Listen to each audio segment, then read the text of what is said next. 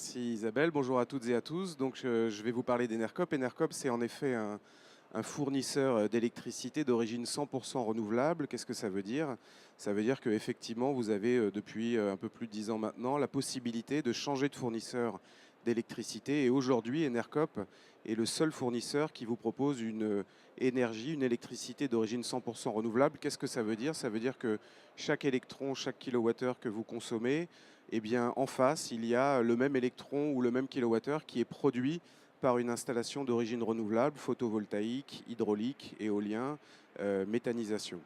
Alors, ça n'est pas la seule spécificité d'Enercop. Quand Enercop s'est créé il y a un peu moins de 10 ans, Enercop a été créé par plusieurs acteurs du monde associatif, du monde militant, des ONG environnementales, des entreprises de l'économie sociale et solidaire. Et à l'origine de la création d'Enercop, il y a ce projet, bien évidemment, électricité d'origine 100% renouvelable, mais il y a un enjeu auquel tous ces acteurs ont voulu répondre, c'est celui de la réappropriation démocratique de l'énergie. Isabelle l'a dit, on sort d'un système monopolistique et aussi un système de service public, donc il n'a pas que des choses mauvaises. Mais la question énergétique en France est restée très longtemps et reste encore en grande partie l'objet de certains acteurs, de grands ensembles centralisés avec une gestion, une gouvernance plus ou moins claire. Donc à l'origine d'Enercop, il y avait cette idée de dire l'énergie est un bien commun. La façon dont on produit l'énergie, l'endroit où on produit l'énergie, la façon dont on la distribue, la façon dont on la consomme, ce sont des sujets d'intérêt général qui doivent pouvoir être adressés au travers de solutions concrètes, locales et qui impliquent l'ensemble des acteurs de la chaîne de la production à la consommation. C'est la raison pour laquelle Enercop a choisi de se créer sous un format juridique qui est une SIC, une société coopérative d'intérêt collectif. On est là dans le secteur de l'économie sociale et solidaire. Donc, qu'est-ce que ça veut dire? Ça veut dire qu'on n'a pas d'actionnaire à rémunérer. Ça veut dire que les parties prenantes de l'entreprise sont des acteurs à part entière de l'entreprise. Et dans une SIC, il y a une gouvernance très particulière qui fait que le conseil d'administration de la SIC, c'est-à-dire l'instance qui décide de la stratégie de l'entreprise, eh bien, elle est constituée de plusieurs collèges. Et dans ces collèges, on trouve les producteurs d'énergie, les consommateurs, les salariés de la structure, les collectivités territoriales qui souhaitent s'impliquer dans la dynamique, et puis des partenaires divers et variés. Ça peut être des partenaires associatifs, des partenaires de l'économie sociale et solidaire, des partenaires financiers. Donc premier choix, le secteur de l'économie sociale et puis l'allocation du profit qui est au service du bien commun, qui est au service de l'utilisateur, qui est au service du projet en construction. Deuxième élément à l'origine de la création d'Enercop, j'ai parlé des producteurs. L'idée, c'est de créer le lien le plus direct et le plus rapproché entre le consommateur d'énergie et le producteur d'énergie. Et c'est la raison pour laquelle, d'une part, Enercop fait participer les producteurs à sa gouvernance, mais d'autre part, tout consommateur d'Enercop sait exactement qui sont les producteurs. Aujourd'hui, il y en a à peu près une centaine en France qui produisent au travers de petites centrales hydrauliques, de panneaux photovoltaïques, de petites ou plus grandes éoliennes, de l'énergie pour le compte d'Enercop. Ce lien direct entre les utilisateurs et les producteurs, il se traduit aussi par la question financière. Aujourd'hui, l'électricité d'Enercop est légèrement plus chère que celle d'EDF. Pourquoi? Parce qu'on inclut les vrais prix de l'énergie dans le prix qu'on propose. Et dans ces vrais prix, il y a une relation équitable avec les producteurs, un engagement de moyen-long terme avec les producteurs, un prix satisfaisant pour les producteurs qui leur permet de développer ces projets. Donc en consommant de l'électricité chez Enercop, vous contribuez aujourd'hui à l'essor des énergies renouvelables de manière très concrète en soutenant des petits producteurs et en participant à leur émergence et à leur essor. J'ai parlé de la question territoriale tout à l'heure et de la proximité. C'est un enjeu bien évidemment fondamental pour toutes ces questions sociales, sociétales. Aujourd'hui, Enercop, c'est 8 coopératives qui sont réparties sur l'ensemble du territoire, qui ne couvrent pas tout à fait l'ensemble du territoire aujourd'hui. 2 coopératives nouvelles vont voir le jour début 2015, une en Normandie et l'autre en Midi-Pyrénées. Et ces 9 plus Enercop, 10 coopératives ont une vie démocratique locale, ont une gouvernance locale, ont chacune des collaborateurs, ont chacune des conseils d'administration dans lesquels on va retrouver tous ces acteurs que j'ai listés, les collectivités territoriales, les producteurs, les consommateurs, les salariés et les partenaires. L'objectif d'Enercop, c'est d'essaimer ces structures locales sur l'ensemble du territoire. J'ai dit qu'aujourd'hui nous étions 8, demain 10, peut-être bientôt 14, 20. Et l'idée, c'est de bâtir la gouvernance de ce réseau au fur et à mesure où il progresse. Aujourd'hui, on est dans une situation assez classique où une structure un peu fêtière a essaimé des structures localement. Demain, Enercop sera un réseau d'entités autonomes juridiquement qui mutualiseront certains moyens, des moyens classiques, des fonctions support, mais qui auront chacune leur politique énergétique sur le territoire en lien avec les caractéristiques du territoire, en lien avec les collectivités qui auront souhaité les accompagner, en lien avec les spécificités du territoire. Par exemple, sans surprise, en Midi-Pyrénées et en Rhône-Alpes, il y a beaucoup d'hydraulique. En Bretagne, il y en a un petit peu moins, mais il y a un peu plus de vent, il y a un peu plus de mer, comme vous le savez, donc possibilité de recourir à d'autres types de moyens d'énergie. Autre point important dans les choix fondateurs d'Enercop, c'est de mettre le citoyen au cœur de cette question. Donc il l'est au travers de sa possibilité de participer à la gouvernance des structures. J'ai dit qu'il y avait un collège consommateur dans les gouvernances des Enercop locales. Donc vous, en qualité de consommateur d'Enercop, vous pouvez représenter les consommateurs au conseil d'administration d'Enercop, pouvoir faire des choix, porter des projets, être partenaire des projets. L'idée, c'est de mettre en relation effectivement les utilisateurs et les producteurs, comme je l'ai dit, voire les financer. Et dans la galaxie Enercop, si je peux utiliser ce terme pour cette toute petite entité encore à ce jour, il y a une structure dont on devait parler ce matin, mais dont on n'aura pas le temps de parler, qui s'appelle Énergie Partagée.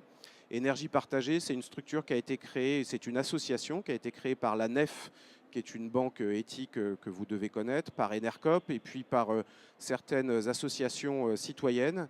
Et Énergie Partagée a pour vocation de développer l'investissement citoyen dans les moyens de production d'énergie renouvelable. Énergie Partagée s'appuie sur un fonds, Énergie Partagée Investissement, qui est aujourd'hui constitué à peu près de 6 millions d'euros et qui fait appel à l'investissement citoyen et participatif. Et donc chaque année, en ce moment nous sommes à la 3e campagne, nous faisons appel à l'investissement des citoyens qui veulent investir dans des moyens de production, qui veulent faire partie de la gouvernance de ces moyens de production.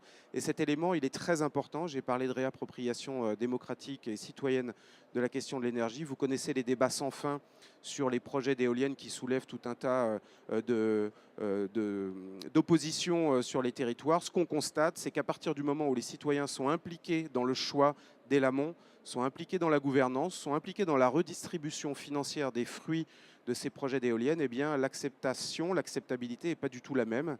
Et il y a un attachement et il y a une implication forte des riverains par rapport à ces projets. Donc dans le projet Enercop, il y a aussi cette question qui est transversale, qui est commune à toutes les dynamiques que nous mettons en place, qui est de dire le citoyen et consommateur d'énergie doit pouvoir s'impliquer dans la production de cette énergie, doit pouvoir savoir ce qu'elle est, ce qu'elle représente, quels sont ses impacts, quels sont ses avantages, et de pouvoir y contribuer de façon collective ou individuelle, soit en y mettant de l'argent, soit en participant au choix de gouvernance.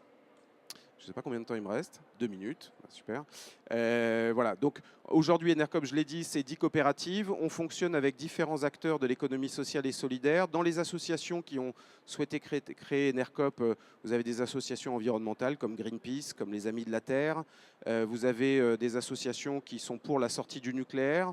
Donc très clairement aujourd'hui, Enercop est sur cette posture-là sans forcément la revendiquer facialement. Mais quand on parle d'énergie 100% renouvelable, on est bien sur cette dynamique qui est celle de la transition énergétique dont a parlé Isabelle tout à l'heure, qui est de dire on doit renouveler le mix énergétique en France et on doit pouvoir, si on le souhaite, consommer de l'énergie, gaz, électricité et autres types d'énergie qui ne proviennent ni du pétrole, ni du charbon, ni du nucléaire, ni du fioul, ni de toutes ces sources d'énergie qui sont, on le sait, polluantes et qui sont produites à partir de matériaux de base qu'il faut aller extraire parfois avec des conditions sociales et éthiques pas toujours sympathiques. Donc en conclusion, je dirais simplement, puisqu'on est ici à oser la révolution et qu'en 2015, effectivement, vous avez la loi sur la transition énergétique qui va être adoptée. Vous savez que vous avez la conférence climat à la fin de l'année qui va être organisée à Paris. Et bien, entre ces deux moments, Enercop va fêter ses 10 ans. Donc, vous pourrez être en mesure, et vous l'êtes déjà aujourd'hui, et je pense que ça va se faire déjà dans l'après-midi, d'oser la transition énergétique, d'oser la révolution énergétique. Et vous pouvez soutenir Enercop en allant sur le site, en regardant les projets, en souscrivant de l'énergie et puis en soutenant ces petits projets qui essaiment et qui sont de plus en plus nombreux sur le territoire français. Merci. Merci beaucoup. Non, je vais vous demander un instant de rester avec moi. Est-ce que tout le monde a tout compris, déjà, première chose? Pas de questions? Je voulais juste que tu nous informes pour savoir où on se renseigne pour investir. Alors, Il y a un site qui s'appelle enercop.org et il y a un site énergie partagée. Alors je ne sais plus s'il est org.fr ou mais si vous tapez énergie partagée, vous allez trouver tout de suite. Alors sur le site Enercop, on ne dit pas facialement venez souscrire des parts de capital parce que c'est un peu compliqué. Donc si vous avez 2 onglets, je change de fournisseur ou je déménage ou j'emménage. Si vous cliquez sur l'un de ces onglets, vous allez trouver des bulletins de souscription au capital d'Enercop. Et vous allez pouvoir aussi suivre le chemin qui va vous permettre de changer de fournisseur d'énergie. Ça a l'air très compliqué, effectivement, et tout le monde fait ce chemin dans sa tête de se dire, ben moi, depuis très longtemps, je suis chez EDF, pour ne pas le nommer, ou un autre gros acteur. Mes parents l'étaient, c'est plutôt sympa, c'est plutôt réactif, ils sont pros, c'est vrai, mais j'ai envie de changer, ça va être une galère. En réalité, ça ne l'est pas du tout. Alors justement, prenons le cas d'une personne qui décide d'installer dans son jardin une éolienne et qui veut se relier au réseau Enercop. Comment faire? Alors, il y a plusieurs possibilités. Donc, soit cette personne est sur un des territoires couverts par une Enercop régionale. Donc, si vous allez sur le site, vous allez voir ces Enercop régionales. Il y a Rhône-Alpes, Languedoc-Roussillon, Bretagne, Nord-Pas-de-Calais, Picardie.